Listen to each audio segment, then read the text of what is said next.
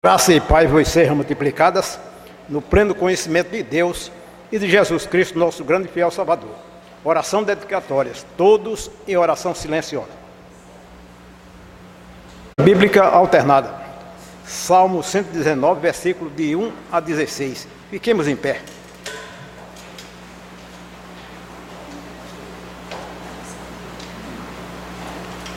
Bem-aventurados os irrepreensíveis no seu caminho, que andam na lei do Senhor. Bem-aventurados os que guardam as suas prescrições e o buscam de todo o coração. Não praticam iniquidade e andam nos seus caminhos. Tu ordenaste os teus mandamentos para que os cumpramos à risca. Tomara sejam firmes os meus passos, para que eu observe os teus preceitos. Então não terei de que me envergonhar, quando considerar em todos os teus mandamentos. Render-te-ei graças com integridade de coração, quando tiver aprendido os teus retos juízos. Cumprirei os teus decretos, não me desampares jamais. De que maneira poderá o jovem guardar puro o seu coração? Observando-o segundo a tua palavra. De todo o coração te busquei, não me deixes fugir aos teus mandamentos. Guardo no coração as tuas palavras, para não pecar contra ti. Bendito és tu, Senhor, ensina-me os teus preceitos. Com os lábios tenho narrado todos os juízos da tua boca. Mais me regozijo com o caminho dos teus testemunhos do que com todas as riquezas. Todos meditarei nos teus preceitos e as tuas veredas terei respeito. Terei prazer nos teus decretos, não me esquecerei da tua palavra. Amém. Irmã Amália, ore agradecendo pela porção da palavra lida neste momento. Nós temos, hoje é tempo de louvar a Deus. Tiago gosta desse cântico, eu lembro disso. Diz assim: hoje é tempo de louvar a Deus, em nós agora habita o Espírito. Então é só cantar, a Cristo exaltar, sua glória encherá este lugar. No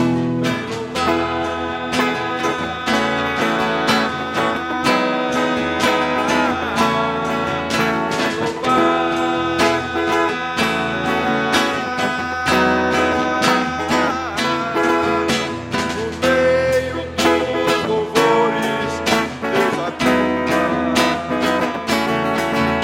e é seu prazer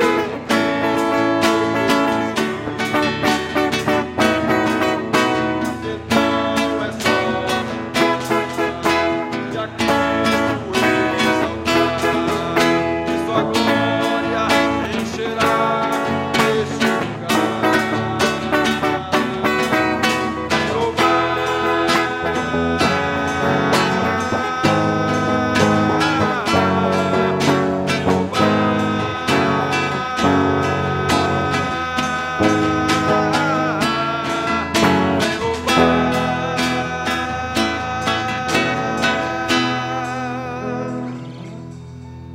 O Senhor é meu pastor. Passa isso aí. Mesmo tom, mesmo tom.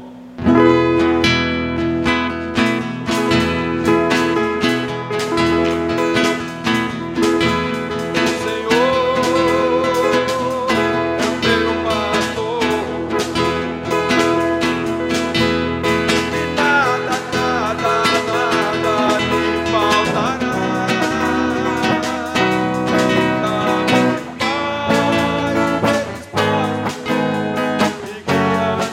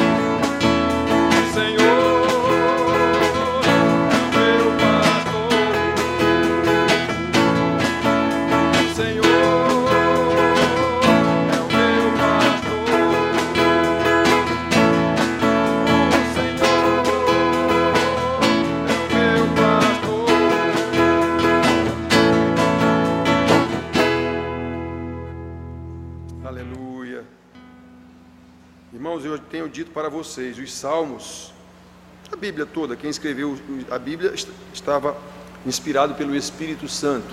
Então esses Salmos, esse no caso é de Davi, é muito bacana a gente dizer, o Senhor é meu pastor, nada me faltará. Agora, quando a gente sabe qual era a situação que o salmista estava quando escreveu isso, a gente vê como a gente é leviano em pronunciar isso, achando que está abafando. Não sabe a situação que o rapaz estava quando escreveu isso. Outra coisa, o Senhor é meu pastor, sim, mas eu sou ovelha do pastor? Não, então não bate.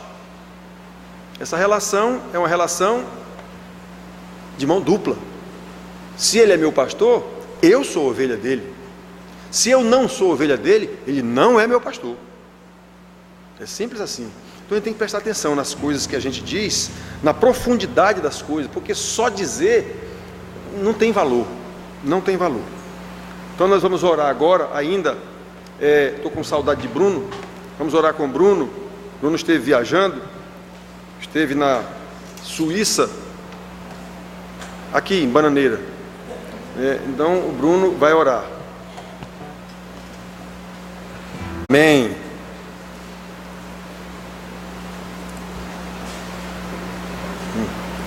Irmãos, vamos abrir nossas Bíblias no Evangelho de João.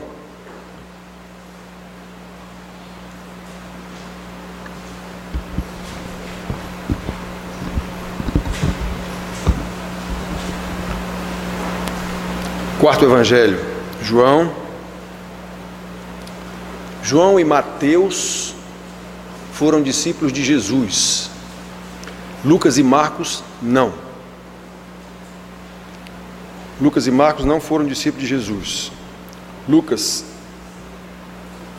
era discípulo de Paulo, companheiro de Paulo.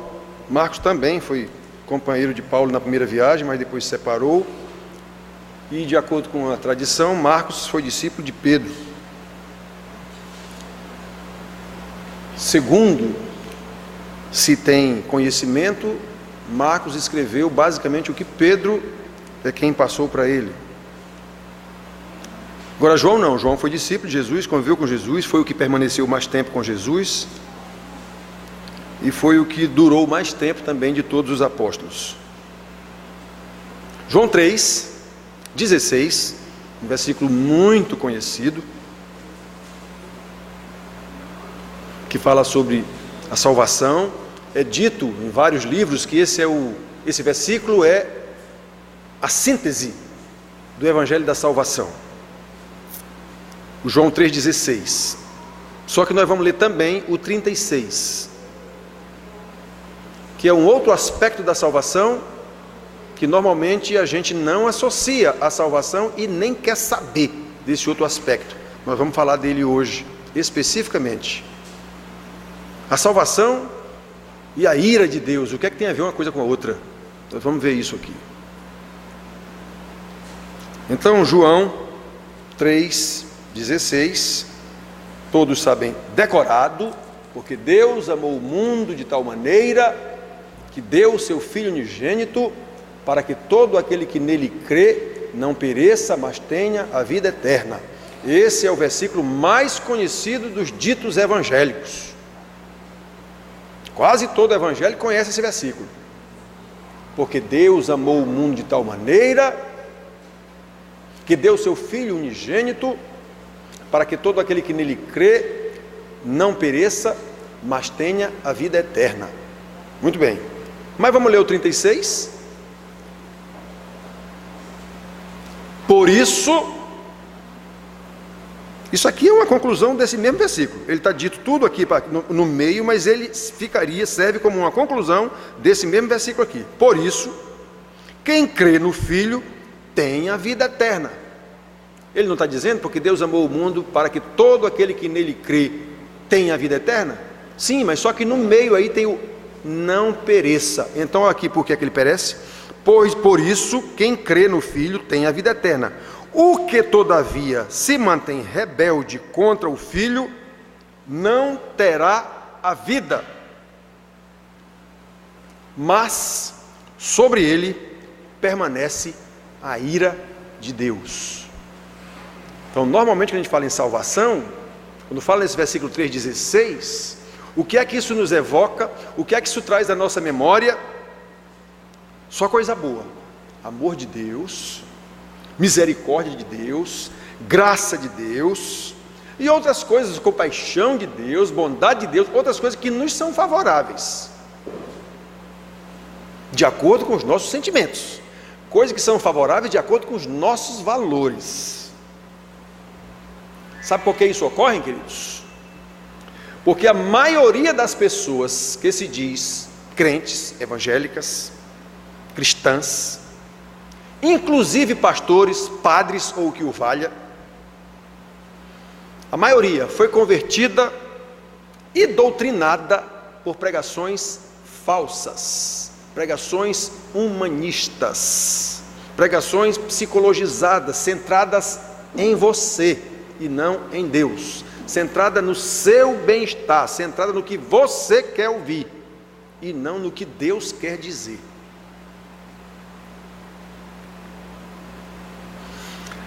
Sabe, irmãos, estas pregações que converteram essas pessoas, são reproduzidas na sua vida, são reproduzidas na sua pregação.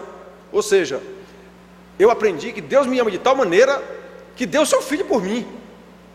Então eu sou o fraco. Eu sou o fraco. Olha a minha importância. Deus deu o seu filho por mim. Sim, mas tem um negocinho que está no meio desse versículo aí que ninguém frisa, nunca ouvi na minha vida. Porque Ele deu esse filho para que todo aquele que nele crê, e somente estes, não pereçam. Ou seja, a condição de todo o mundo que Deus amou o mundo de tal maneira, é uma condição de perecimento. E por que ela está nessa condição de perecimento? Por causa da ira de Deus contra o pecado e contra o pecador. Então, olha o 16: Deus amou o mundo de tal maneira que deu o seu Filho unigênito para que todo aquele que nele crê não pereça, mas tenha a vida eterna. Sim, mas lá no 36 ele está dizendo: quem crê, de fato, tem a vida eterna. Mas o que não crê, não tem a vida eterna, mas sobre ele permanece a ira de Deus, que era a condição original dele, de qualquer pecador desde Adão. A condição original de qualquer pecador é a ira de Deus está sobre ele. Ele vai para o inferno, já está decretado isso, desde Adão. Mas nós já pregamos aqui nesses últimos domingos, no seu plano eterno, Deus resolveu mandar o Messias para salvar quem Ele quer. Quem vai discutir com Deus porque Ele quer um e não quer outro? Ninguém. A Bíblia explica isso. Quem és tu, homem, para discutir com o Criador? Não é? Então, irmãos, essas pregações que falam sobre esse João 3,16 de forma tão maravilhosa, eu gosto de dizer para vocês isso, eu sou velho, nascido e criado na igreja, 60 anos vou fazer esse ano, nunca eu ouvi um pastor chamar atenção para esse detalhe. Nunca. Desse versículo aqui. Ou seja, as pregações que falam do grande amor de Deus, a ponto de dar seu Filho unigênito para nos salvar, elas nunca sequer dizem de que é que essas pessoas precisam ser salvas. Eu vi um programa uma vez de rádio, que estava sendo entrevistado um cidadão que é doutor em ciências das religiões, e ele falando sobre isso, salvação e tal, e um dos repórteres perguntou: mas de que é que eu preciso ser salvo? Exatamente, o cara não sabe. Eu só sabe de quê? Eu estou muito bem, obrigado. Eu vivo muito bem, sou repórter, tenho meu salário, tenho minha família, tenho meu carro, tenho minha casa, está tudo certo comigo, eu preciso ser salvo de quê? O cara perguntou para ele, para o doutor. Pois é, as pregações da igreja não dizem isso. Ela diz que Deus te ama e está tudo certo e Deus quer te salvar. Salvar de quê? Se você perguntar em qualquer igreja, aqui eu já disse isso várias vezes, então é possível que alguém lembre, mas se você perguntar em qualquer igreja, a grande maioria, mas bota grande maioria, não sabe responder. Eu preciso ser salvo da ira de Deus, por causa do meu pecado. É disso que eu preciso ser salvo, da ira de Deus. Lembra que o 36 aqui, ó? Porque quem crê no Filho tem a vida eterna. O que, todavia, se mantém rebelde, ou seja, quem não crê no Filho, não tem a vida eterna, mas sobre ele permanece a ira de Deus. Provavelmente vocês que estão aqui nunca tinham ouvido alguém falar isso. A não ser eu que digo aqui, na nossa igreja aqui, eu falo de vez em quando sobre isso. Provavelmente a maioria de vocês que estão aqui e de qualquer igreja jamais ouviu uma pregação sobre a ira de Deus. E provavelmente jamais ouvirão.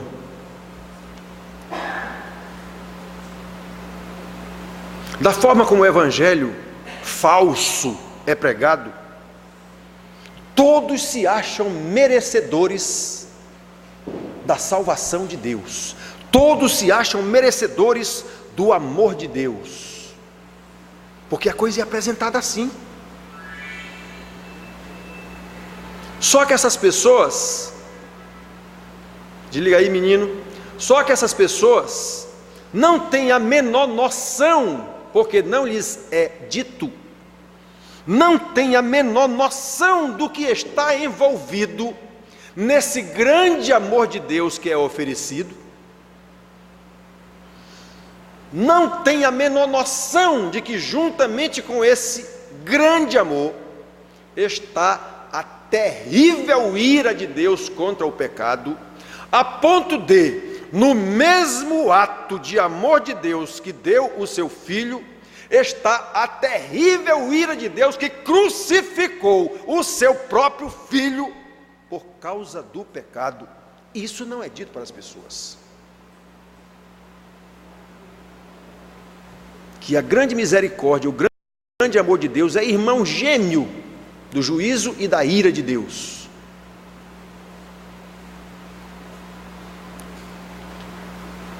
Foi preciso que Deus fizesse isso para nos reconciliar consigo mesmo. Por quê? Porque Deus é santo, santo, santo. Nós somos pecadores, pecadores, pecadores. Não há como um pecador se reconciliar com um santo. Não há como. Como Deus resolveu isso? Pregamos no domingo passado.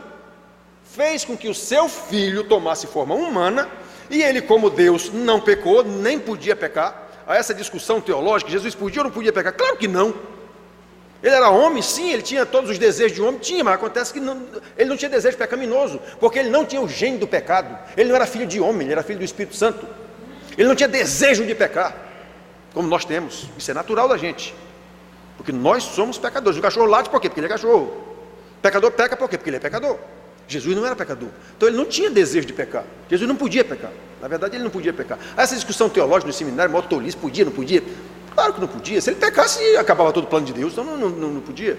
Então Jesus foi o único que veio para, como homem, morrer para vencer o pecado, para levar sobre si. Ele não tinha pecado, mas levou sobre si os nossos pecados. Então olha até onde vai a ira de Deus contra o pecado, ao ponto de sacrificar numa cruz o próprio Filho, ao ponto de ouvir esse Filho gritando na cruz: Deus meu, por que me desamparaste?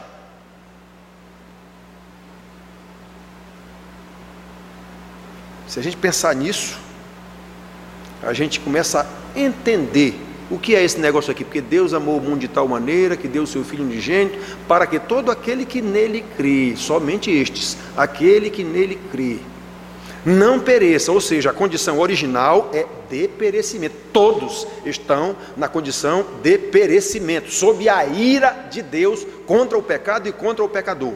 Mas Deus mandou seu Filho para ser sacrificado por causa desses pecados, e aqueles que crerem nisso passarão da situação de perecimento para a situação de vida eterna.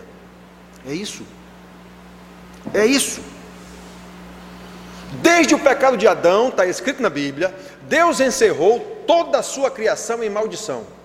Ele diz para Adão: por causa do teu pecado, maldita é a terra.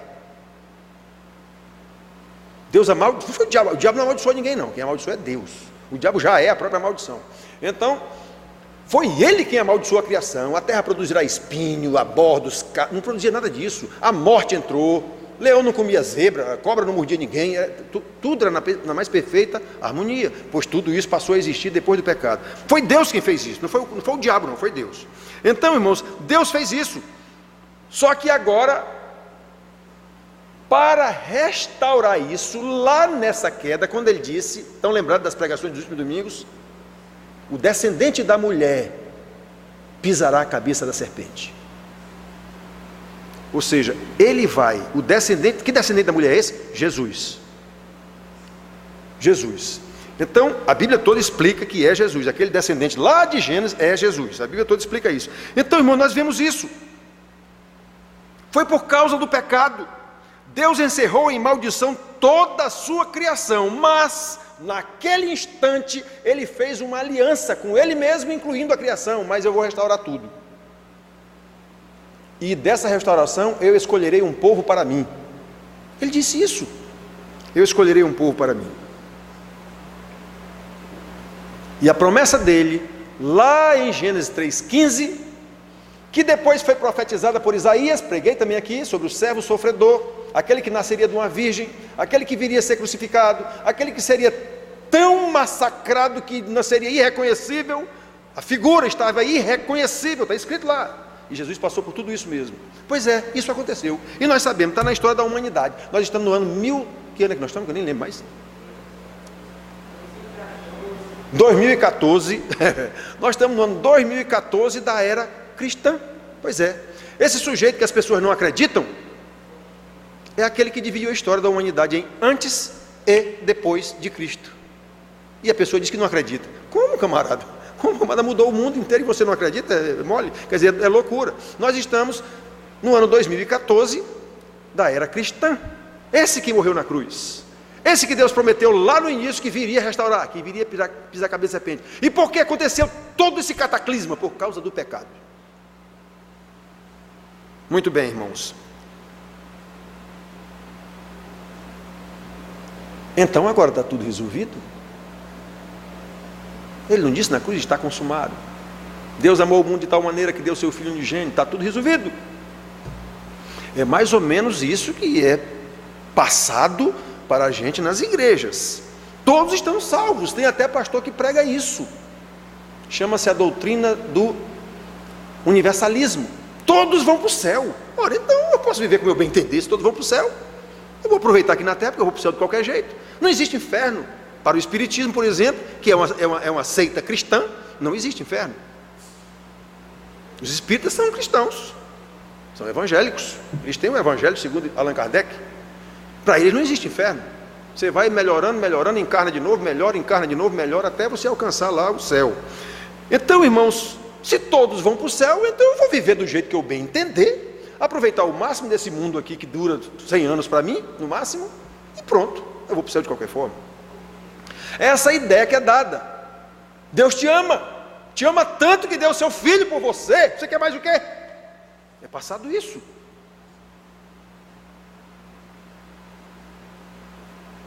Ora, se todos estão salvos, então por que todos não vivem como salvos?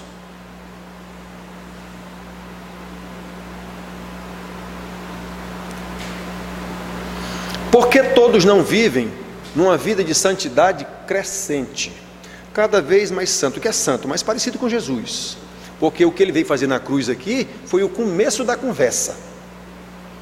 A partir dali, a pessoa que entende aquilo, ele passa a viver dirigido pelo Espírito Santo que Deus põe nele, como nós vimos aqui nas pregações passadas, no sentido de que ele vai ficando cada vez mais parecido com Jesus, até o dia em que ele vai se encontrar com Jesus. Jesus não vem aqui buscar? Nós não vimos isso? Ele não vem aqui como juiz no último dia, ele vem como Salvador. Próxima vez ele vem como juiz. Entre um e outro ele está lá como advogado, intercedendo por nós. Sim, mas quando ele vier, ele vem como juiz. Ele vem dizer, esse é meu, esse não é. Esse é meu, esse não é. Acabou-se. Não tem mais senhor nada. Vou para cá e para cá. Está escrito na Bíblia isso. Então, irmãos, presta atenção. Presta atenção. Os que foram salvos, todo mundo é salvo? Então, por que ele não vive como salvo? Por que ele não está se tornando parecido com Jesus? Parece mais com o diabo. Só quer ver o mal dos outros, só quer ver a desgraça dos outros. Eu quero me dar bem. Eu quero me dar bem. Se você vai se dar mal, é problema seu. Por que as pessoas vivem assim? Por que todo mundo mata todo mundo? Para tomar as coisas da pessoa. Por que todo mundo quer roubar todo mundo? Roubar, que eu digo, não é no sentido de assaltar, não é levar vantagem. A pessoa faz um negócio com a outra, se ele não sair com a impressão que ele levou vantagem, ele não se sente bem. Isso é o normal da humanidade. Eu quero sair, eu faço um negócio, eu vendo um carro para o camarada, eu quero ficar com a impressão, eita, eu vendi muito bem vendido esse carro. Vendi até o rastro dele, tem gente que diz isso, vendi até o rastro dele. Se ele não ficar com essa impressão, ele não se sente bem. Se ele ficar com a impressão que ele vendeu o carro, eu poderia ter vendido mais caro, ele fica se sentindo mal. Egoísmo, individualismo, privatização, para mim, para mim, para mim, para mim. É uma característica do pós-modernismo, vamos falar disso daqui a pouco aqui. Então, irmãos, por que as pessoas, inclusive, que estão nas igrejas, não vivem como santas? Inclusive, a grande maioria dos pastores.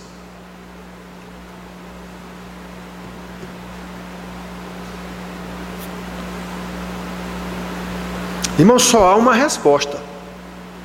Versículo 36 aqui que nós lemos. Quem crê no Filho tem a vida eterna. Então esse que tem a vida eterna vai estar vivendo de acordo com os ensinamentos do Filho, na direção do Espírito Santo, na condução do Espírito Santo. Quem não crê no Filho não tem a vida eterna, mas sobre ele permanece a ira de Deus. É por isso que ele continua vivendo do mesmo jeito que ele vivia naquela fase do perecimento. Quem crê tem a vida eterna, para quê? Para que não pereça. Ter a vida eterna implica dizer que ele vai viver seguindo os ensinamentos de Jesus. Ele vai viver em santidade de vida cada vez maior. Se ele não vive assim, é porque ele não crê em Jesus, embora diga que crê, embora seja crente, embora seja pastor, padre ou o que for, mas ele na verdade não crê, tanto que a vida dele evidencia que ele não crê, e ele continua sob a ira de Deus.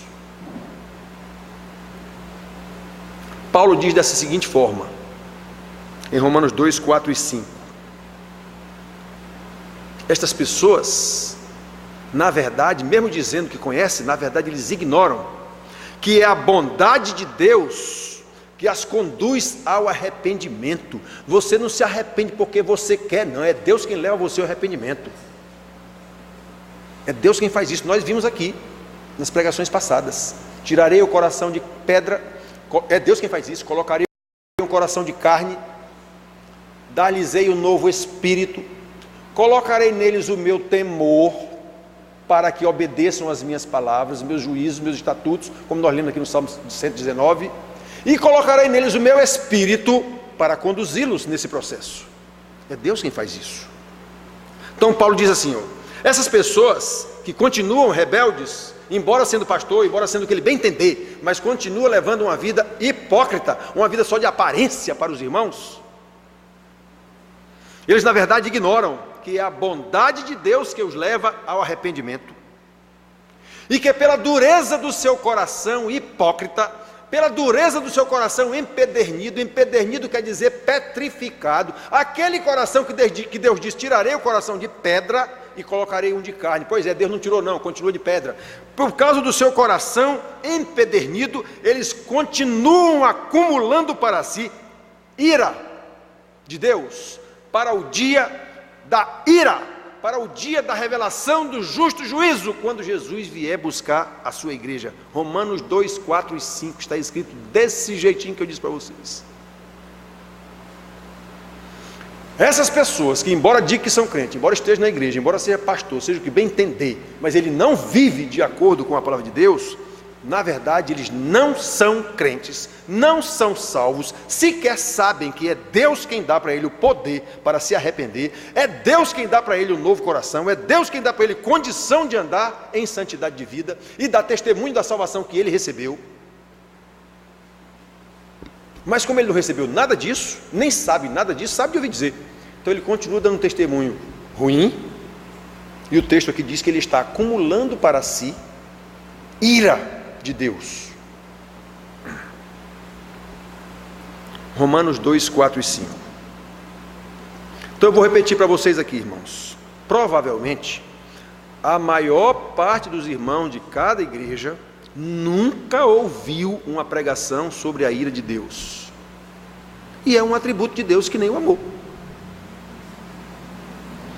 Os falsos pastores preferem pregar sobre coisas que nos agradam, sobre os atributos de Deus que, segundo os nossos valores humanos e pecadores, são bons para nós: amor, bondade, benevolência, longanimidade, mansidão de Deus, paciência de Deus, compaixão de Deus, misericórdia de Deus. Isso é bom, isso aí eu adoro ouvir, isso é bom demais, porque é bom para mim, isso aí é bom para mim. Mas falar sobre a ira de Deus, quem é que quer ouvir isso? Ninguém. Aí o pastor, sabendo que ninguém quer ouvir isso, ele também não vai pregar sobre isso, que ele não é doido. Se ele pregar sobre isso, os irmãos vão se embora, que nem os daqui dessa igreja. Se ele pregar sobre isso, os irmãos vão se embora. E como você sabe que eu não estou preocupado em quem vai embora ou vem para cá, eu não tenho a menor preocupação com isso. A minha preocupação é em ser fiel ao ensinamento da palavra. Então os pastores não pregam sobre isso, porque isso não interessa, ninguém quer saber. Segundo a cultura pós-moderna, como eu disse para vocês, estava falando para Iremar e para Tiago no início ali, nós estamos hoje na chamada pós-modernidade, né? A sociedade, o mundo, ele vai mudando de eras, né? Nós tivemos a era das trevas, que a gente começa, que era a era em que a igreja determinava tudo na vida de todo mundo, impedia o avanço da ciência, por isso que é chamada era das trevas, porque só quem sabia de tudo era a igreja, e quem dissesse alguma coisa que fosse contra os dogmas da igreja ia morrer num poste queimado. O pobre do Copérnico foi inventar de dizer que era o Sol que girava, que era a Terra que girava em torno do Sol e não o contrário, vai para o poste, ou então nega isso. Então a igreja não permitia, por isso que é chamada de Era das Trevas, porque impediu qualquer avanço da ciência. Aí, saindo da Era das Trevas, vamos para o Iluminismo, para a modernidade, máquinas a vapor, revolução industrial e as duas grandes guerras, e pronto, agora está tudo certo. Agora religião, isso é negócio passado, isso é negócio para ignorante, isso é negócio do tempo que o povo vivia na era das trevas, não tinha conhecimento. Hoje não, nós estamos no iluminismo, nós estamos na modernidade. Hoje nós sabemos, a ciência está aí, pronto, esquece religião, esquece tudo, não tem mais Deus, não tem mais religião, não tem nada. Nietzsche chegou a dizer uma frase de Zaratustra: Deus está morto, acabou-se, não tem esse negócio de, não existe mais isso. Assim falou Zaratustra, um livro famoso de Nietzsche, filósofo russo, acho que era russo, alemão, sei lá. Muito bem, então irmãos, Deus está morto, as religiões estão mortas, acabou, isso era negócio de gente atrasada. Aí a modernidade, com toda a sua ciência e toda a sua tecnologia, comprovou que não resolve nada. As pessoas continuam com um grande vazio dentro de si, continuam sem ter solução para nada. Tem solução tecnológica, mas tecnologia não resolve coisas do espírito, da alma. Aí nós entramos para tal pós-modernidade. O desencanto com a ciência não resolve nada. Então vamos atrás de novo dos deuses e das religiões. Vamos de novo atrás dos deuses e das religiões. Mas uma das características da pós-modernidade é exatamente o individualismo, o hedonismo ou o culto ao prazer. Eu quero sentir prazer, eu quero ouvir uma pregação bonita, eu não quero saber se está certo ou está errado, eu quero que seja bonita. Não me interessa se é verdade ou se é mentira, eu quero me dar bem, eu quero me sentir bem. Isso é uma das características da pós-modernidade, o individualismo, privatização. Aí o povo anda de igreja em igreja, de canto em canto. Eu quero saber de onde é que estão pregando bonito, onde é que estão pregando bonito, onde é que eu vou me sentir feliz. A felicidade virou produto de consumo. Vá para o Magazine Luiza e você será feliz. Não é assim a propaganda do Magazine Luiza? Porque o que é que tem a ver eu ir comprar um negócio numa loja e ser feliz? Mas passaram que você agora compra a felicidade. Vá para o Magazine Luiza que lá você será feliz. Vá não sei para onde, a felicidade está lá. Ora, a felicidade virou produto de consumo na pós-modernidade. Aí as pessoas, as igrejas, sabendo disso, vendem a felicidade através de bênçãos. O cara quer ser abençoado, não interessa, eu vou dar a bênção que ele quer. Dá não, vender. Dá não, vender. Ele não quer bênção, então eu vou vender a bênção que ele quer. É isso que ele quer, eu vou pregar do jeito que ele quer ouvir. Ele quer bênção, eu vou dar essa bênção para ele. Falso. Isso é a teologia liberal. humanista, centrada no bem-estar do homem e não na soberania de Deus. Então, irmãos, isso é falso. Aqui na nossa igrejinha nós podemos perceber a nossa igrejinha, essa ânsia de eu quero ouvir coisa bacana, pastor. Quantos irmãos já foram me dizer isso lá no gabinete? Pastor, as suas pregações, mude aí. Já foram me dizer isso lá, e alguns foram embora, porque eu disse, eu mudar como? Eu estou pregando a Bíblia. Mas ninguém aguenta isso. Bom, Jesus pregou, as pessoas foram embora, os próprios discípulos dele disseram, Senhor, quem é que pode aguentar uma pregação dessa? E ele disse, quer ir embora também? Pode ir. Eu estou na Bíblia, meu irmão, lá no meu gabinete, estou na Bíblia, eu estou pregando a Bíblia, meu irmão. Você não quer? E eu digo também que nem Jesus, vai embora. E alguns foram, alguns não, vários, já foram embora daqui dessa igreja. Vai embora, não tem problema não, eu não vou adaptar uma pregação porque você quer ouvir. Isso não faz sentido, um negócio desse. E é isso que a gente vê em qualquer igreja, o tal evangelho contextualizado. Olha, irmãos, por que isso ocorre? Porque elas foram convertidas por uma pregação dessa, uma pregação falsa. Apresentaram para ele um Deus que ama o mundo de tal maneira que deu seu filho, e ficou por isso mesmo. Não explicaram o resto da conversa. Então, eu sou importante. Deus faz qualquer negócio por mim. Deu até o filho dele, imagina. Agora, por que ele fez isso, o cara não sabe. Eu só sei que eu sou importante. Ele me salvou, deu até o filho para me salvar. Então pronto, eu agora quero tudo. Ele deu até o filho, imagine. Eu quero tudo agora. É isso que salvou essa pessoa. Salvou não, ele pensa que foi salvo com isso. Então agora eu quero dar uma pregação boa. Ora, o homem deu até o filho dele por minha causa. E agora eu venho aqui escutar uma pregação que está brigando comigo, que está me chamando à santidade, me botando responsabilidade, me cobrando as coisas, que eu não quero isso não. Não foi para isso que eu fui salvo. Não foi para isso que eu fui salvo. Então essas pessoas foram salvas por uma pregação falsa, psicologizada, humanista, que só se preocupa em elevar a autoestima da pessoa, que é essa a função da psicologia, que priorizam o amor, a bondade, a misericórdia de Deus, mas omitem totalmente a culpa do pecado e o ódio, a ira de Deus contra esse pecado e contra o pecador. Isso ninguém diz.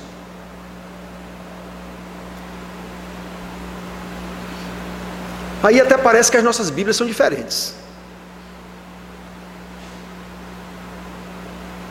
Irmãos, eu quero que vocês saibam que quando eu estou preparando uma pregação, quando eu começo a orar para preparar uma pregação, inúmeras vezes eu sou tentado, bom, eu vou ver se eu faço uma pregação mais light. Eu sou tentado, porque eu ouço as queixas dos irmãos, eu não aguento mais esse negócio. Eu não aguento mais. Digo, deixa eu fazer alguma coisa que o irmão aguente. Eu sou tentado a fazer uma pregação mais boazinha. E começo, bom, eu começo nesse intuito, deixa eu fazer uma pregação mais adocicada, porque o negócio aqui está meio azedo. Aí lá vai, e o negócio engancha e não sai, e eu começo, aí vai, e daqui a pouco eu estou com a pregação do mesmo jeito dessa que eu estou fazendo aqui. Não adianta, eu não vou conseguir falsear, eu estou fazendo na Bíblia, eu não vou falsear a Bíblia, eu estou mostrando o que é que a Bíblia mostra, e não o que você quer ouvir. Eu sei o que é que você quer ouvir.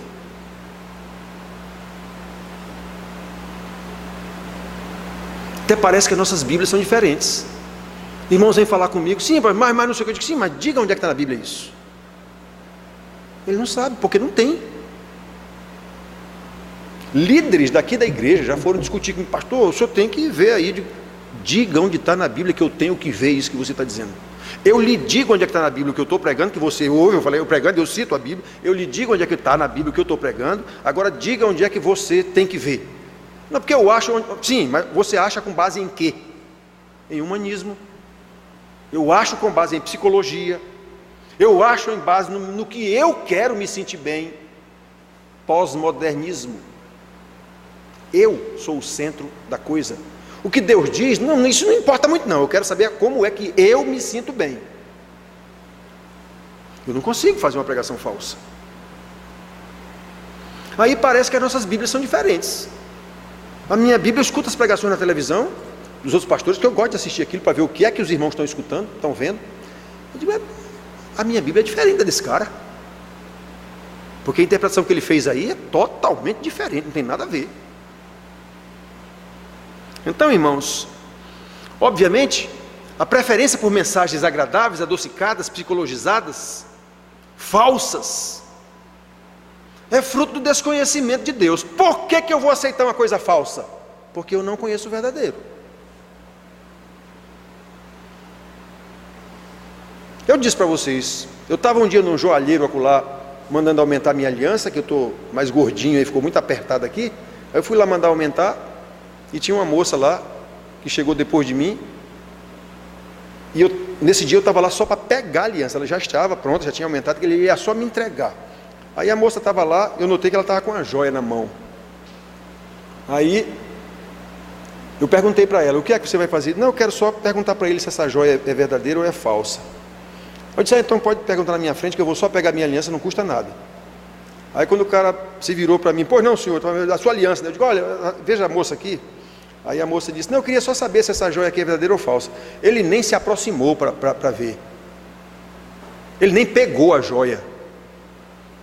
Ele só fez olhar se não é falsa, é bijuteria. A pobre da moça estava em dúvida, ela não sabia.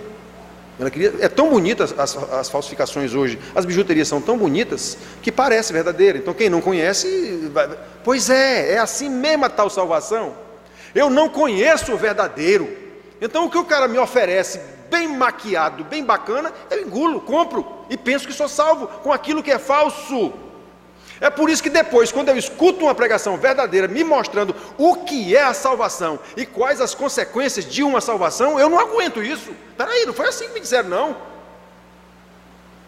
Pois é por isso que vou embora daqui da igreja.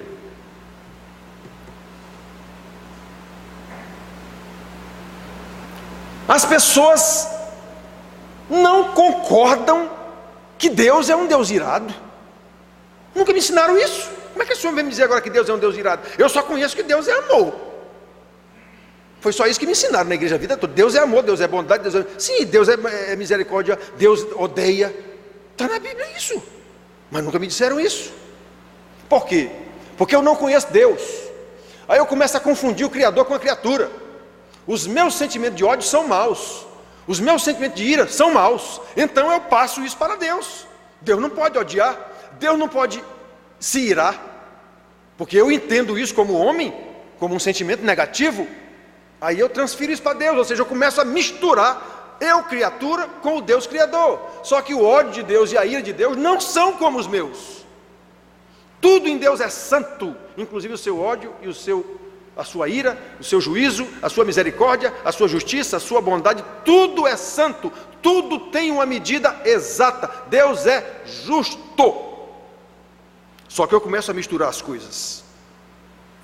Eu começo a achar que a ira de Deus é incompatível com a sua santidade. Não é. Não é incompatível. Deus é absolutamente santo em todos os seus atributos. A sua ira nem de longe parece com a nossa ira pecaminosa. Nem de longe. Pelo contrário, a ira de Deus é um atributo santo e é indispensável para que ele exerça a sua justiça contra o pecado. Se Deus não se irasse contra o pecado, ele era um Deus fajuto, que vê a coisa errada e não se ira com isso. Ora, nós que somos humanos nos iramos contra a coisa errada, imagine Deus que é santo. Nós que praticamos todas aquelas coisas erradas, nos iramos com elas, imagine Deus que é santo. Claro que ele se ira contra o pecado e contra o pecador, porque não existe pecado sem o pecador, obviamente.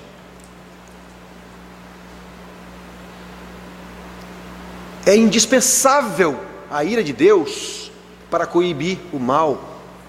É indispensável a ira de Deus para promover a justiça diante da injustiça. É indispensável a ira de Deus para que o pecado e o pecador sejam punidos. O Deus Santo jamais compactuará com o pecado. Aí, se eu fui salvo, eu vou caminhar nessa direção. Eu vou ficar cada vez mais distante do pecado. Está escrito em Hebreus: sem santidade ninguém verá a Deus. E só cresce em santidade quem efetivamente foi salvo, aqueles que creem, porque Deus amou o mundo de tal maneira para que todo aquele que nele crê, esse não perecerá mais e terá a vida eterna. Acontece que nós vimos agorinha: sem santificação ninguém verá a Deus. Aqui está dizendo: aquele que crê no Filho terá a vida eterna. Vida eterna quer dizer santidade absoluta. Para entrar no céu, não entra no céu pecador, só entra no céu santo. Sem santificação ninguém verá a Deus, e só andará em santificação aquele que Deus tirou o coração de pedra, colocou um coração novo, deu um espírito novo, colocou nele o seu temor e colocou nele o seu espírito. Só esses. Aí as pessoas que são convertidas com o evangelho adocicado, psicologizado, Deus me ama tanto que deu o filho dele e aí eu sou o bam, não são convertidos. Eles nunca entenderam a história, porque contaram a história errada. Apresentaram para ele uma joia da moça lá. Isso aqui é legítimo. Isso aqui é legítimo, pode comprar, que eu estou lhe vendendo, isso é legítimo. Eu não conheço, eu vou comprar. Só que um dia, quando eu precisar daquela joia que eu paguei um preço de joia verdadeira, quando eu precisar mostrar aquilo em algum lugar, ou até me valer daquele valor que ela vale, aí o cidadão lá que é o especialista vai dizer: não, isso aqui é bijuteria. Ele nem pega, não precisa nem ele pegar para examinar com lupa, ele só olhou. Eu fiquei impressionado com aquilo. O que é você conhecer? Para mim a joia era linda. Ele nem pegou, ele nem disse: deixa eu ver aqui. Não, ele olhou na mão: não, isso é bijuteria. Caramba, o que é o conhecimento? Pois é, o que é conhecer o verdadeiro? Quem conhece o verdadeiro não engole o falso, mas quem não conhece o verdadeiro compra o falso e paga pelo falso. É isso que está acontecendo nas igrejas. Olha, irmãos, a ira de Deus não é incompatível com a sua santidade, com a salvação de Deus. Por isso eu insisto, irmãos, rejeitem o evangelho contextualizado, rejeitem o evangelho da televisão.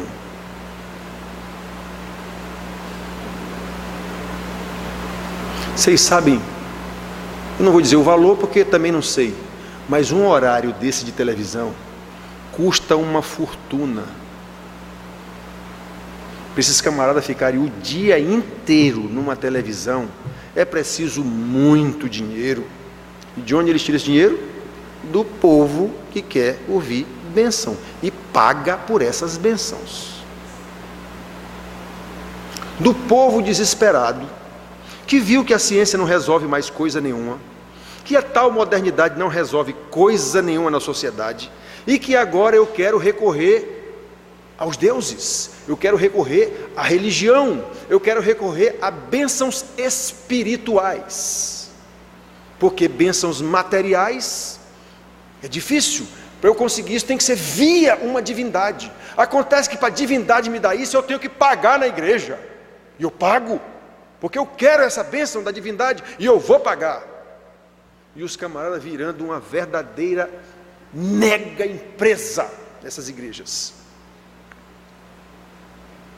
chamadas igrejas, e essas pessoas chamadas evangélicas.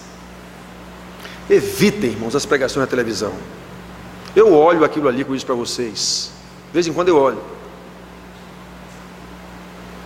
e é quase impossível ouvir uma pregação que preste. Quase impossível. Todas são falsas. Ninguém pode imaginar ou achar, com base no tal evangelho contextualizado, ninguém pode imaginar ou achar que alguma verdade bíblica carece de adaptação à nossa era pós-moderna. Isso aqui está meio ultrapassado, vamos dar uma adaptada nisso aqui. Ora, irmãos, se entendemos que a Bíblia é a palavra de Deus, se entendemos que a Bíblia é a regra de fé e prática estabelecida por Deus àqueles que Ele chamou, colocou o coração e aquela história toda, aqueles que creem em Jesus, então eu não tenho como adaptar isso. Essa verdade é eterna, ela não pode ser adaptada pela cultura. A cultura, que é mutável e mutante de acordo com a época, não pode se sobrepor ao princípio. Hoje de manhã falamos aqui sobre o casamento, e quando foram perguntar para Jesus sobre o divórcio, o que foi que ele disse? No princípio, Deus estabeleceu que o homem deixará seu pai e sua mãe, casará com a sua mulher, e serão os dois uma só carne. Quer dizer, Jesus foi buscar lá no Éden, princípio. Cultura não pode mudar. Nessa época de Jesus, lá bastava a mulher salgar o feijão, que o cara dava carta de divórcio para a mulher. Ó o dedinho negativo. Cultura não pode se sobrepor a princípio, porque a cultura hoje não é amanhã. A cultura, a ciência é mutável. A ciência é interessante, a ciência é tão, sabe, o homem é tão pervertido nas suas ideias, inclusive, que a ciência, que é uma coisa cultural, a ciência é feita pelo homem. É o homem quem faz a ciência, é o homem que desenvolve a ciência. Pois é, o que era hoje não é mais amanhã, o que é amanhã não será depois da manhã, e é a ciência. E a própria ciência que se orgulha de nós temos a verdade, mas a verdade como, meu amigo? Que a sua verdade hoje não será verdade amanhã mais.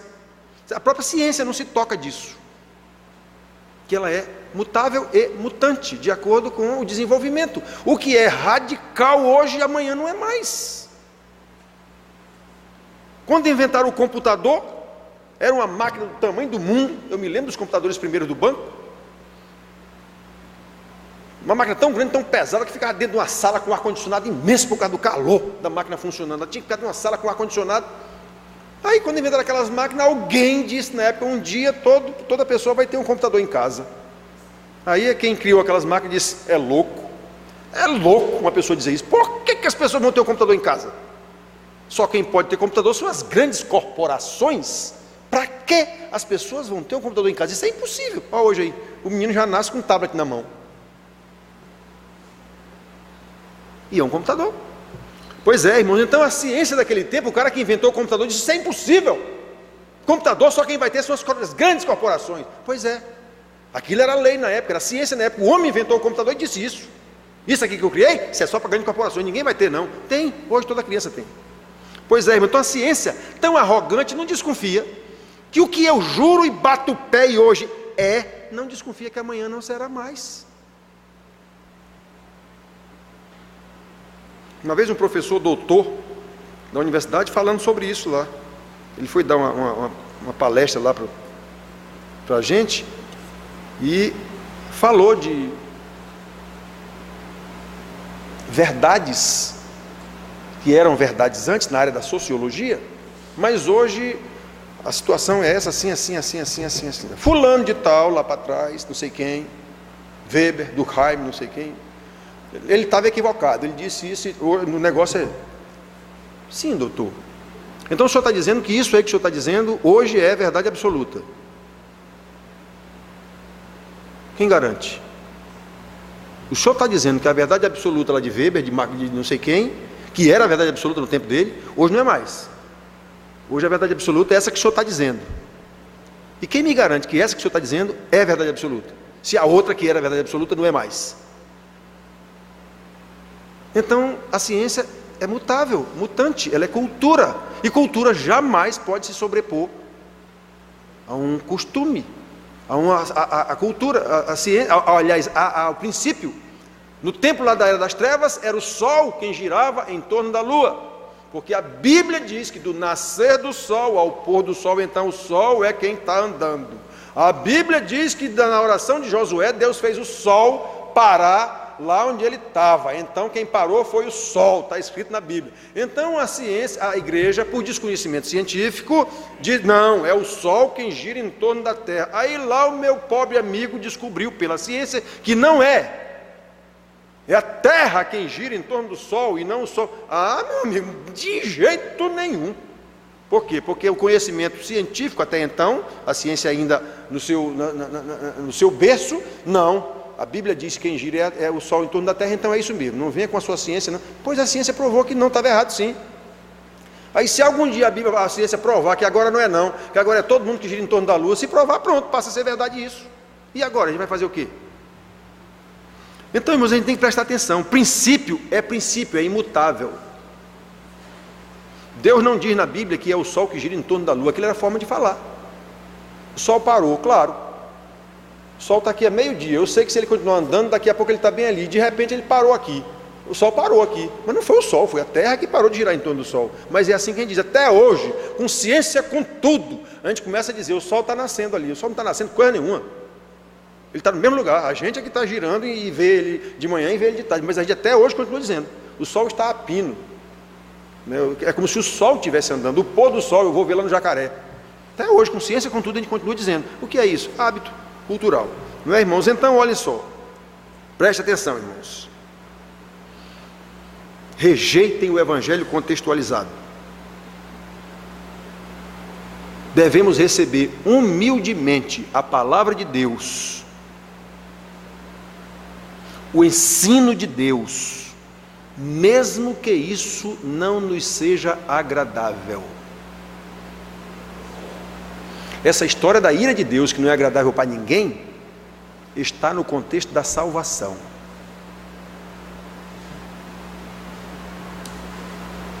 O próprio Deus fala o tempo inteiro da sua ira.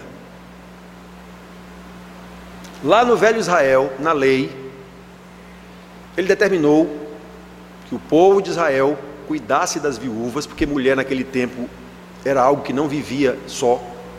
Ou ela vivia com os pais, ou vivia com o marido, ou se fosse viúva, a sociedade, alguém lá tinha que amparar aquela mulher. Ela não tinha condição de viver sozinha.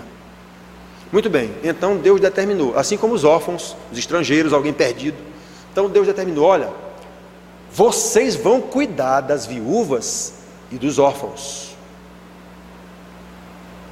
Isso é lei, eu estou mandando. Olha o que Deus disse caso eles não fizessem isso.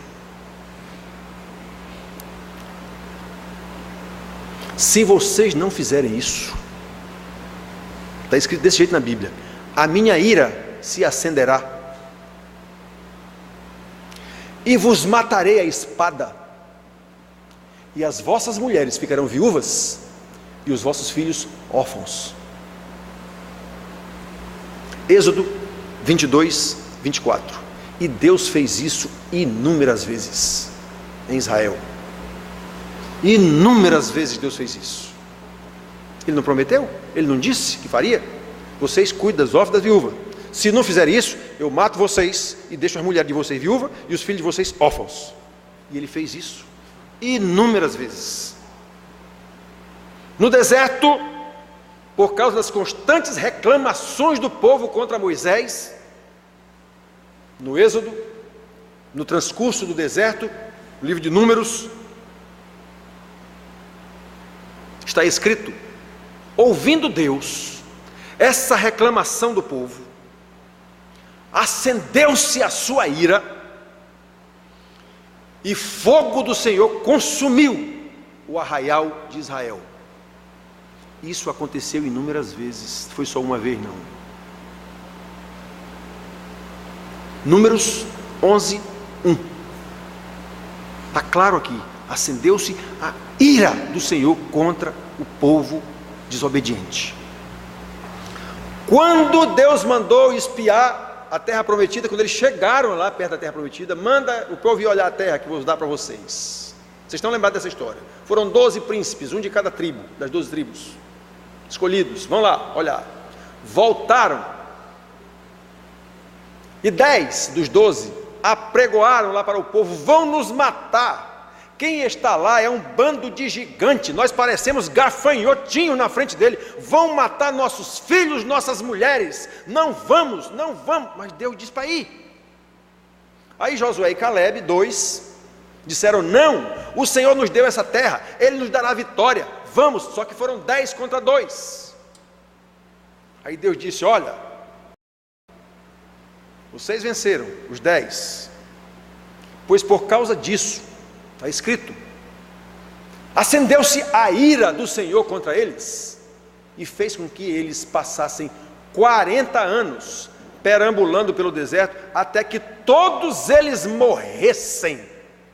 E os seus filhos, aqueles que disseram: os gigantes vão matar, pois foram os seus filhos que entraram na terra e ganharam a guerra contra os gigantes. Está escrito assim: Deus acendeu-se a sua ira contra o povo, reclamando, não confiando na palavra de Deus. Nós não vamos vão nos matar. Mas Deus não disse: essa terra é de vocês, eu vou dar a vocês, vão nos matar. Deus acendeu-se a sua ira, está escrito desse jeito: acendeu-se a ira do Senhor contra Israel, e fez com que eles andassem errantes pelo deserto durante 40 anos, até que se consumiu toda aquela geração que procedera mal perante o Senhor. Deus se ira contra o pecado e contra o pecador. Isso está na Bíblia, de capa a capa. Números 32, 13. Paulo, falando aos coríntios, por causa da desobediência dos coríntios, que era uma igreja péssima, perversa, disse: olha, não seja como os pais de vocês, que pereceram no deserto. Paulo lembrou disso aos coríntios. Até agora eu falei de Velho Testamento, mas para não dizer isso é coisa de Velho Testamento, pastor, isso é coisa de um Deus brabo lá do Velho Testamento. No Novo Testamento tem isso? Não tem. Continua do mesmo jeito. Falando aos hipócritas, fariseus, saduceus, João Batista lá na sua pregação, aquele que veio anunciar o Messias, foi o que ele disse? Para quem ele disse isso? Para os religiosos, hein? Para os pastores da época: raça de víboras, quem vos induziu a fugir da ira vindoura? De que ira vindoura era essa que João Batista estava falando? Da ira de Deus, da ira contra aqueles que não creem no Messias que tinha chegado. Esse versículo 36 que nós lemos aqui: aquele todavia que se mantém rebelde contra o Filho, não verá a vida, mas sobre ele permanece a ira de Deus. Isso aqui está no Novo Testamento, nos Evangelhos. Então isso não é coisa de Velho Testamento não, irmãos. Em Romanos 1,18, nas cartas de Paulo, ele afirma o seguinte: a ira de Deus se revela do céu contra toda impiedade e perversão dos homens que detêm a verdade pela injustiça. Esses homens acumulam para si mesmos ira para o dia da ira e da revelação do justo juízo de Deus, para o dia em que Jesus vier. Não diz para vocês, ele virá como juiz. Então Paulo está dizendo: aqueles que freiam a verdade, detêm a verdade, deter, no sentido de deter. Não, a verdade, não, deixa, esconde a verdade, deixa ela trancada aí. Porque se a verdade vier, vai aparecer a nossa injustiça. Então detém essa verdade. Vamos continuar sendo injustos. Pois é, esses acumulam para si ira para o dia da ira de Deus.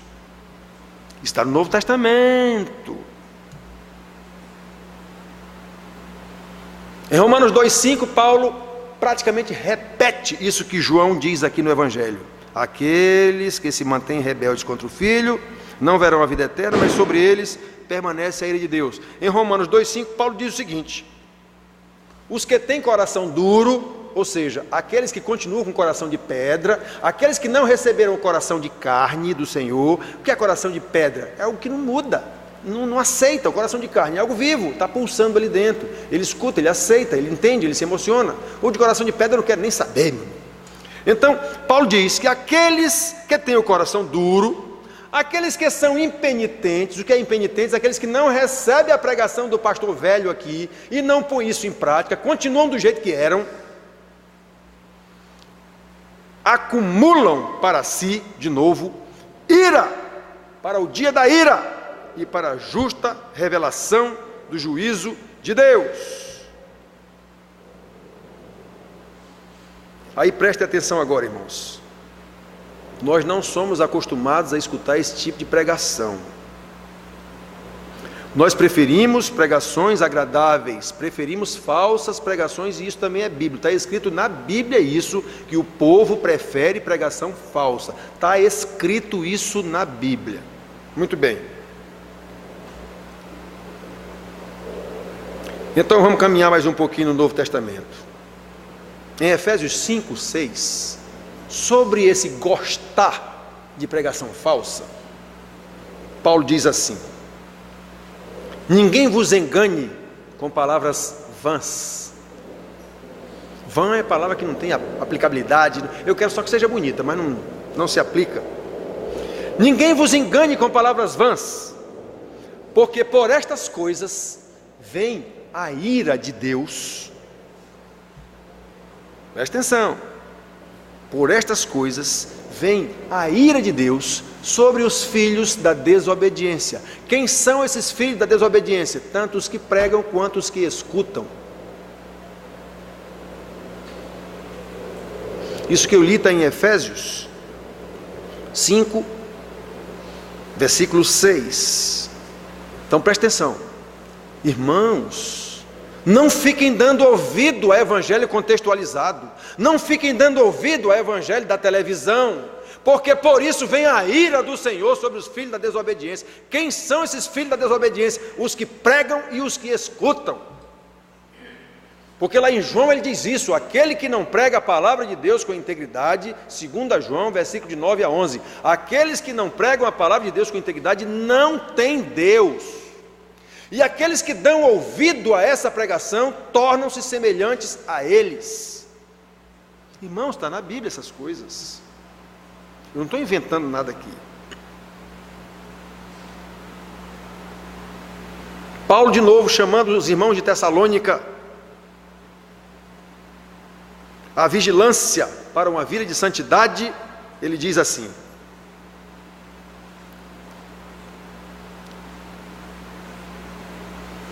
Deus não nos destinou para a ira, mas para a salvação, mediante nosso Senhor Jesus Cristo. 1 Tessalonicenses 5, 9. Só que antes, Paulo estava chamando os Tessalonicenses para evitar a perversão, a prostituição, era isso que ele estava falando, para evitar falsas doutrinas, falsos ensinamentos. No caso aqui era sobre prostituição. E ele estava dizendo: olha, é isso que Deus quer de vós, a vossa santificação. Capítulo 4, versículo 3, ele diz isso. É isso que Deus quer de vós. Ele não quer que vocês andem em prostituição, não. Ele quer de vocês é isso, é a vossa santificação. Aí na continuação ele diz isso: porque Deus não nos destinou para a ira.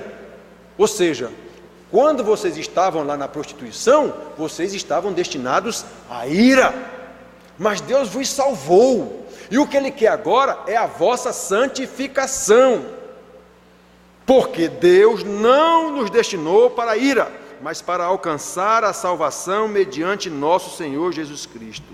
Ou seja, os salvos precisam observar a palavra de Deus, precisam perseverar na fé neste que Deus deu para salvar aqueles que nele creem. Deus amou o mundo de tal maneira que deu o seu Filho. É necessário isso. Sabendo que a salvação não é algo banal como é pregado na televisão e nas igrejas. Não é assim. Deus deu o Filho para me salvar, então está resolvido. Não é assim, irmãos. Não é assim.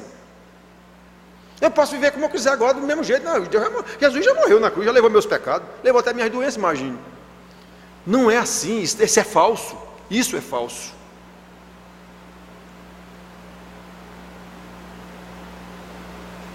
A pregação verdadeira tem que ter base na Bíblia, tem que ter base no Evangelho de Jesus. Fora disso, irmãos queridos, o que resta é a ira de Deus, como nós estamos olhando aqui. Ele mesmo falando, é a ira de Deus. É por isso que, como eu falei no domingo passado, a carta aos Hebreus é terrível, É uma carta muito bonita, tem muita doutrina, mas é simplesmente terrível. Ele está chamando a atenção daqueles irmãos que tinham uma igreja que foi uma igreja forte, poderosa, com base na doutrina apostólica, e que agora estava se dispersando. Então a palavra de Hebreus é chamando a atenção desses irmãos, mostrando a eles que quem caiu da graça, isso não quer dizer que ele era salvo, não, quer dizer que quem não continuou crendo em Jesus, ele está dizendo ali que não tem mais jeito. Então nós vemos aqui a carta aos Hebreus, ele chamando a atenção para esse detalhe, irmãos. Prestem atenção. E ele lembra aos Hebreus, ele dizendo a aqueles irmãos: olhem, prestem atenção, porque Deus disse para os vossos pais, aqueles mesmo que eu lembrei ainda agora do caso lá de Josué, que foram os espias olhar lá e não confiaram no Senhor, e Deus disse: pois por causa disso vocês vão morrer tudinho agora no deserto. Pois é, o escritor aos Hebreus diz: olha o que Deus disse para os vossos pais, assim jurei na minha ira, não entrarão na terra do descanso. Está vendo? Pois é, o escritor aos Hebreus lembra isso aos Hebreus. Olha o que Deus jurou aos nossos pais lá atrás, assim jurei na minha ira, não entrarão no meu descanso. Pois é, os Hebreus estavam dizendo, o escritor aos Hebreus estava dizendo assim: irmão, estão vendo? E vocês estão aí abandonando a igreja, abandonando o ensinamento apostólico, abandonando tudo. Sabe o que foi que Deus disse e fez com os vossos pais? Não entrarão no descanso. Pois é, vocês também. Se abandonarem a doutrina, se abandonarem a igreja, se abandonarem os ensinamentos, já era. E obviamente que se abandonarem e já era, é porque nunca foram salvos, porque ninguém pede salvação. Preste atenção, irmãos. Vamos lá para o fim da Bíblia. Caminhamos aqui no Velho Testamento, no Novo Testamento, falando sobre a ira de Deus, que é real, bíblica e está em todo canto. Vamos lá para o Apocalipse. O Senhor Jesus, na sua revelação a João, diz assim, lá perto do final do livro: eu mesmo, o fiel, o verdadeiro, ferirei as nações, eu mesmo as regerei com cetro de ferro, e pessoalmente pisarei o lagar do vinho do furor da ira de Deus Todo-Poderoso. O que é que ele está dizendo? Quando ele vier, no último dia, eu vou esmagar todos os pecadores com o furor da ira do meu Deus Pai. Está na Bíblia, irmãos, isso. Por que então a dificuldade em entender, em aceitar pregações desse tipo? Principalmente sabendo que todos esses ensinamentos estão no contexto de salvação. Eu vivo dizendo para vocês, a Bíblia é escrita para salvos, a Bíblia não é escrita para não salvo, ela é escrita para salvos. Para não salvo, a única coisa escrita na Bíblia é: arrependa-se e creia, porque Deus amou o mundo de tal maneira que deu o seu Filho para que você não pereça, mas tenha a vida eterna. Se o camarada não entender isso, nada mais ele entenderá. Só tem isso na Bíblia para o não salvo. Se ele entender isso, e quem é que dá esse entendimento a ele? Deus.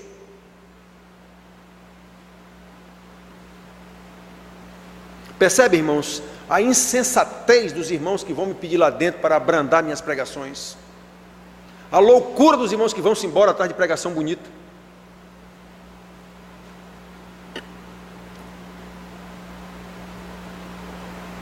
Houve uma irmã que uma vez me pediu: pastor, pregue sobre a misericórdia de Deus. Ou seja, para ela o ensinamento da palavra não é misericórdia de Deus. Misericórdia de Deus é dizer: Deus lhe ama, eu vou orar para você para Deus lhe dar um bom emprego, para Deus lhe dar um bom marido. Para ela é isso que é misericórdia de Deus. Essa irmã já foi-se embora daqui, porque ela achou que eu não pregava misericórdia, aí foi-se embora.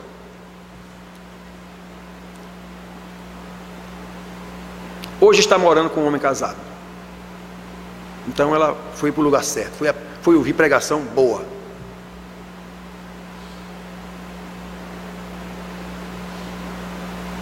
É assim, irmãos. É assim. Não quis ouvir exortação, não quis ouvir a palavra de Deus, foi-se embora atrás de pregação bonita e hoje é amante de um homem casado. Recebeu a sua bênção. Recebeu a sua bênção. Era isso que ela queria? Irmãos queridos,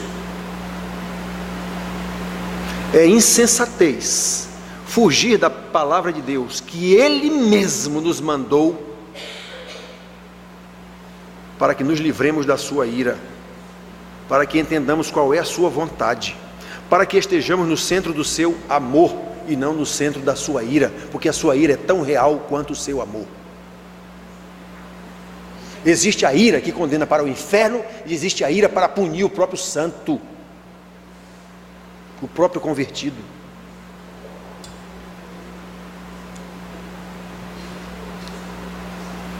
São ensinamentos de Deus, irmãos queridos. Todas as coisas que dissemos aqui, todos os versículos que nós lemos, são ensinamentos de Deus para o seu povo eleito. Não é para o povo do mundo, não. Isso é ensinamento para a igreja, para alguém pretensamente crente.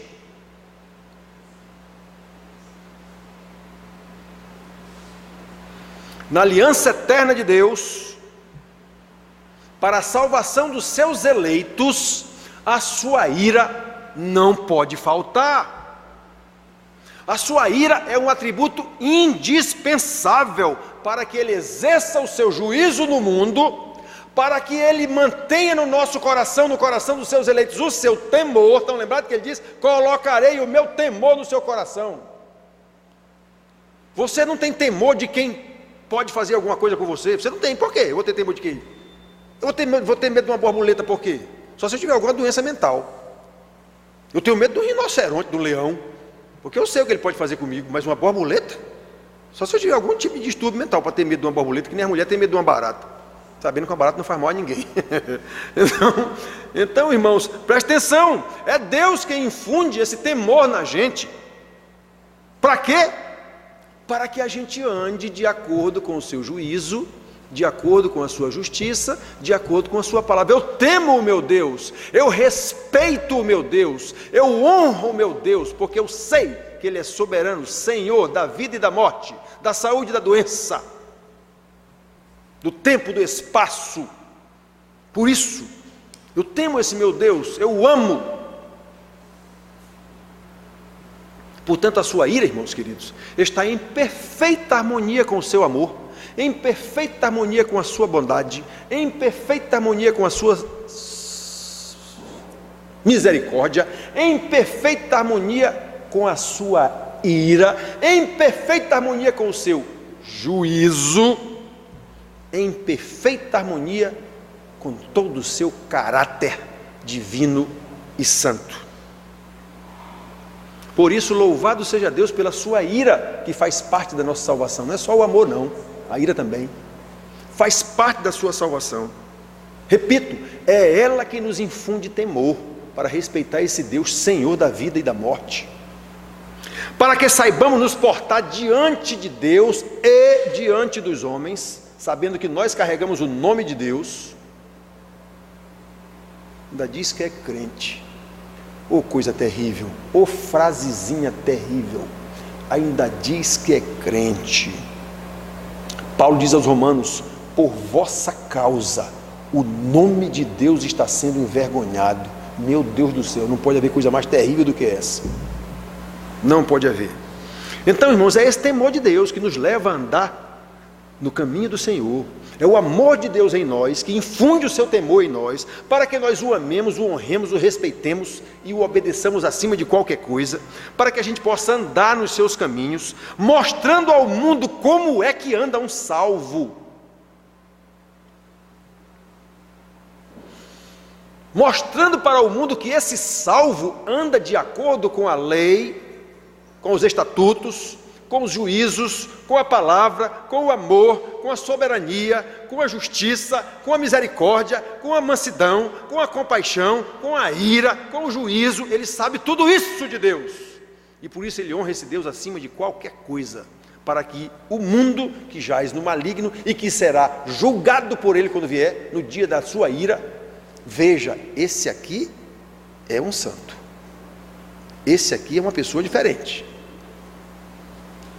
E essas coisas, irmãos, acontecem exatamente para que nós sejamos testemunhas dessa salvação, testemunhas desse versículo que nós lemos, que Deus amou o mundo de tal maneira que deu o seu Filho unigênito, para que todo aquele que nele crê não pereça, mas tenha a vida eterna. As pessoas vão ver que agora eu não estou mais nessa condição de perecimento, eu agora tenho uma vida eterna, e eu vou testemunhar isso ao mundo. Como? Com a minha vida. Se eu puder falar, melhor. Se eu tiver conhecimento para falar para a pessoa, melhor. Se não, com a minha vida, a pessoa vai ver. Eu vou testemunhar ao mundo essa maravilhosa salvação, que Deus amou o mundo de tal maneira. Se eu não viver dessa forma, eu vou testemunhar o contrário. Eu sou um hipócrita e sobre mim continua a ira do Senhor, como nós lemos no versículo 36. Se o 16 fala da salvação, para que não pereça, o 36 fala que aquele que não vive desse jeito, nele permanece a ira de Deus. Então que Deus nos abençoe, irmãos, que a gente possa saber se conduzir de acordo com a palavra de Deus, que Ele mesmo nos ensina.